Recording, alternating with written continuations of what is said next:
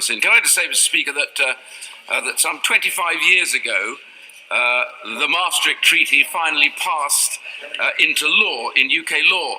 I do remember with some fondness on many occasions going through the opposite lobby to vote at that stage against the government, heaven forfend, but I was always joined by the jolly figure of the existing leader of the opposition right now.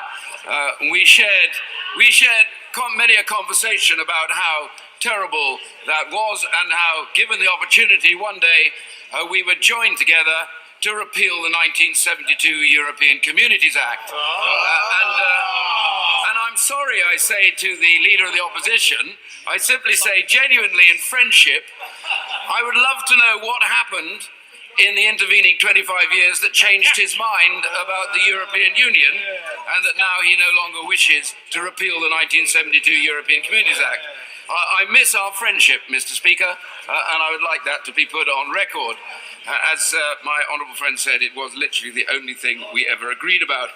But I want to go on to say that today I am going to, I will do, not just yet, but I'm conscious of time, so very brief, but not just yet. I just want to make this point that I rise to say to my right honourable friend, the Prime Minister, A, to congratulate him on what I thought was an excellent speech, and B, to say that I am absolutely, without question of a doubt, going to support this tonight in both votes, both in the second reading vote and, I believe, massively importantly, in the programme motion. And now, of course, at Maastricht, we didn't have programme motions. Some people might recall round here that we had to have 100 hours in committee before we could actually come down and get a limit. Sometimes I wonder if that wouldn't be a good thing, but not tonight. It has to be said, not tonight. And there's a reason. Because we've had more than 100 hours in committee over the last 3.5 years. The reality is, if there is anything about this arrangement that we have not now debated, thrashed to death, I would love to know what it is. In a minute, because I promised to give the honour. I just want to make the point that for those who say that they don't have enough time in the next few days, because there are so many things to debate, of course they forget, and I see my right honourable friend sitting on the bench to my left, there was a white paper published last year that contained, I think sadly, most of the elements of the withdrawal agreement within it. And that was debated, and it has been debated in meaningful vote after meaningful vote. Many of those things have not changed. Now I am for one, I'm going to give way to Don Jonah, I am for one, would like to see more of it changed, and I'm going to come back to that in a second. I give way to Don Jonah. I just wanted to emphasise the need for scrutiny. He said in an earlier intervention that this bill is repealing the European Communities Act 1972. In fact, in clause 1, it's reimposing it. Surely this ought to be scrutinised properly by the House. I would say to him quite rightly, he has known that now for over a year. There's no surprise in this. I certainly have real concerns about this, but I have to say to him, I have known this for some time. This didn't pop up suddenly in my right honourable friend's agreement. We have thrashed this out through white paper, meaningful vote. Honestly, one second, I'll give my one friend. Honestly, we have to ask ourselves the question, when was it this House has not debated that element to absolute destruction? I give way to my right honourable learned friend. I'm grateful to my right honourable friend, and I regret I'm on a different side to him on this occasion as I was on Maastricht, but I'm enjoying his speech as much as I did then. Would he accept that until very recently there was no suggestion that England, Scotland and Wales were going to go into their own customs union and single market, that the whole of Ireland, including Northern Ireland, were going to go into a single market and customs union with the continent of Europe. Indeed, that was expressly being ruled out only a few months ago by the present Prime Minister. So that is at the moment due to be disposed of in 3 hours, together with other issues, tomorrow morning. If every member of the DUP tries to speak, they'll be reduced to a 3-minute time limit in their speeches, let alone other members of the House. But why on earth is he having spent 100 hours over Maastricht, when he occupied quite a lot of the time himself, why on earth we should not debate such important constitutional issues? I say to my honourable learned friend, I'm of course absolutely very happy to debate it, because he touches on the one issue that wasn't in the white paper and is different, and I accept that. And I'm sure that had the opposition sat down carefully through the usual channels and discussed the really seriously elements that they might wanted more time, it may have been possible to have allowed that. But the reality is they have taken the position from day one that they would oppose it but make no other propositions. We could, for example, go round the clock, and he and I both agree about that the answer is we have time. What's the weekend for? I don't have any problem with that. But I have a simple point to make, which is those who really argue endlessly that there's not enough time are really arguing that they don't like the idea of the deadline of the 31st, and they don't want to stick to it. And my right honourable friend, the Prime Minister, said, it's in law, we're going to stick to that. So I want to move on for a second. Well, I'm not, because I am conscious others want to speak, and I just want to get through these points. So I might take another intervention, but not just immediately. With due respect to the honourable gentleman, he does intervene a lot. So the reality is that we've also spent a lot. I don't mean that rudely, I just generally mean he does intervene a lot. I have to say that there's a very good video doing the rounds. I'm sure my right honourable learned friend probably hasn't seen it, but it would be good if he had, not about him, but about many others who have argued here about one case. And it shows how many people since the referendum seem to have massively managed to change their views. I think the streets of Westminster are marked by the skid marks of politicians who have now done U-turns on the whole position they took directly after the referendum. We had pledges to implement the referendum. I noticed that the shadow Secretary of State for Brexit has said on 2 occasions when it first came out the referendum would have to be implemented and that freedom of movement would end when we left. Now, of course, they're shifting their position around and they now want to delay it. And more than that, as the Leader of the Opposition said, he now wants to make certain that it can't possibly go through. So that brings me really very briefly to the whole issue, Mr. Speaker, of 2 points that are made. One, the second referendum, which others want to amend this to, and they want more time to do that.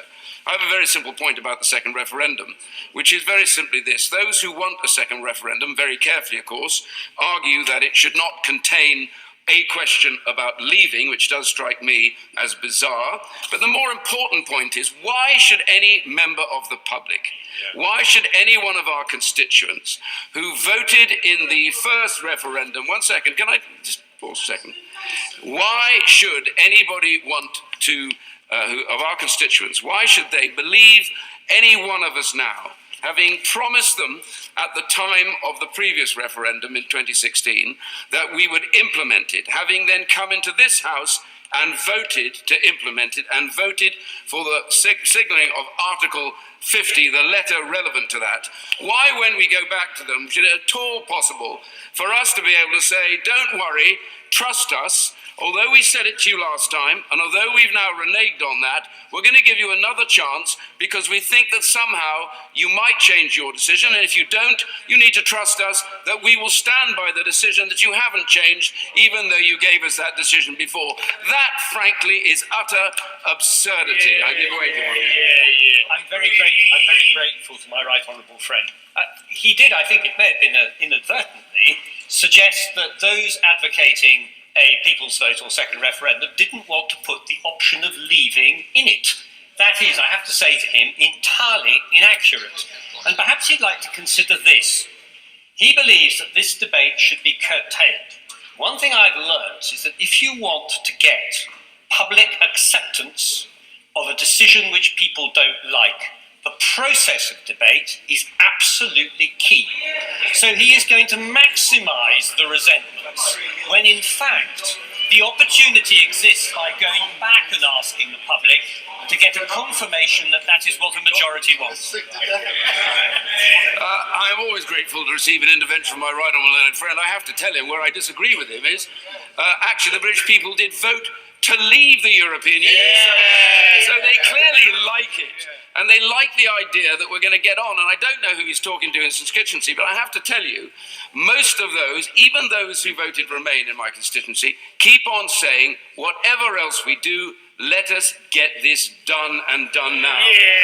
And as I come back to the point, and my right honourable learned friend will know full well, because he has played a very significant part in all of these debates over two prime ministers, and he knows very well he has not missed a single opportunity to lay amendments and to debate almost every single part of this agreement that now sits in front of us. Now, I have no problem with that, and I respect him entirely, and he remains a friend. Despite the fact we disagree, I refuse to be rude or be antagonistic. But I simply say he knows that, and he's played his full part. I'm going to give way for the very last time to the right honourable gentleman. I'm sorry. I'm grateful to him giving way. Isn't one of the real problems this Parliament and the previous Parliament face that when we voted, for whatever reason, by giving this decision back to the people, we decided not to be representatives, to be delegates, and that on this one issue only, we are delegated to carry out the wishes of the majority. That doesn't mean to say the minority should be actually ignored, but if in fact this place, after saying we should be delegates, why are the same people advocating a second referendum when we will be delegates when they can't manage the first one? Do you know, I always love giving way to my right honourable friend in this particular moment because he talks common sense. The reality is, when we passed the referendum bill and then actually confirmed it after the referendum, we made it very clear that although we are a House of Representatives, not delegates, we handed back the power, the sovereign power, which comes from the British people to us for a period of Parliament. We gave it back to them to make that decision. Having made that decision, as my right honourable friend, the Prime Minister, knows, we now must act on that. And therefore the choice for us comes down to, are we prepared to see this negotiation? As far as I'm concerned, it has flaws and things that I don't particularly like. But I recognise the overarching priority right now is therefore to deliver on the referendum and leave the European Union. And this remains the only way that we can achieve it. So I absolutely agree with him. And I want to now pretty much conclude. And honestly, I'm not going to give away more. I've given away enough, I think. And that is to just say in passing that also any attempt in the process of this that wants to amend this to a customs union, I argue this point, which is I thought it was made very clear throughout, and actually many of the comments made from members opposite, including the leader and others, as I understand it, were that the customs union was part of that package of leaving. And now others will disagree. I don't say that they're wrong. I simply say this, that I think it was very explicit throughout the whole of the referendum that the jewel in the crown of leaving was to be able to set our own trade negotiations and trade deals. And I believe actually that in taking that power back is a really critical process of taking back control. If we hand that power back, then I think it's an enormous mistake. And I think it also has to be said that I think it somehow, and that will be up to the Speaker, of course, it will be a wrecking amendment, because it is not possible to go back and ask them to change the treaty one more time, because this would therefore wreck the bill. So I have to say there's only one reason for doing it. It's to stop this bill and stop us leaving the European Union. So although others will want to do it, I don't agree with them. And I therefore conclude, Mr. Speaker, I conclude on the basis that this: we all have to make difficult choices. I do want the government to engage enormously with our colleagues from Northern Ireland, because there is very much an issue here about them leaving with us when we strike a future trade deal. One second, as I want to conclude actually, but the point I'm going to make is I think it's really important that we engage them, because we must leave as one union, not separated or separable. I'm going to give way to her for the very last time. I thank the Honourable Member for giving way. The Honourable Member has said to this House that very little has changed and we don't need further debate. But the Prime Minister and members of the government have repeatedly said just a few weeks ago that they would never accept a border down the Irish Sea. This change in this agreement is the most fundamental change to our union since the Act of Union. That merits debate, that merits discussion, and this House needs to listen to that. Listen, I genuinely agree with the Honourable Lady that it merits discussion, but I also think that the key element to this, Honourable Lady, I'm finishing with this, if you don't mind. The key element to this is very importantly that in this implementation period, there are lots of things that many of us dislike, and there are things that I dislike, not least of which is some of those arrangements. But I have to say the key question is surely this: to what degree can her party discuss and agree with the government that when we finally strike that free trade deal, that we leave as one union, we do not continue down with those arrangements? And that is a point of the question I asked earlier. And so I simply say, I conclude on the basis that whilst there are some things that we disagree with and dislike, the honest truth is we are faced, I think, tonight on two votes with a simple question. Do we now want to give the reality to the vote in 2016 when the British people voted to leave the European Union? If we delay it one more time, not only will we have defied them, worse than that, I think, the British people will utterly lose face with this place, which I think has to be their representative body, but it will seem to them it is no longer. Let us get this done and start that process tonight.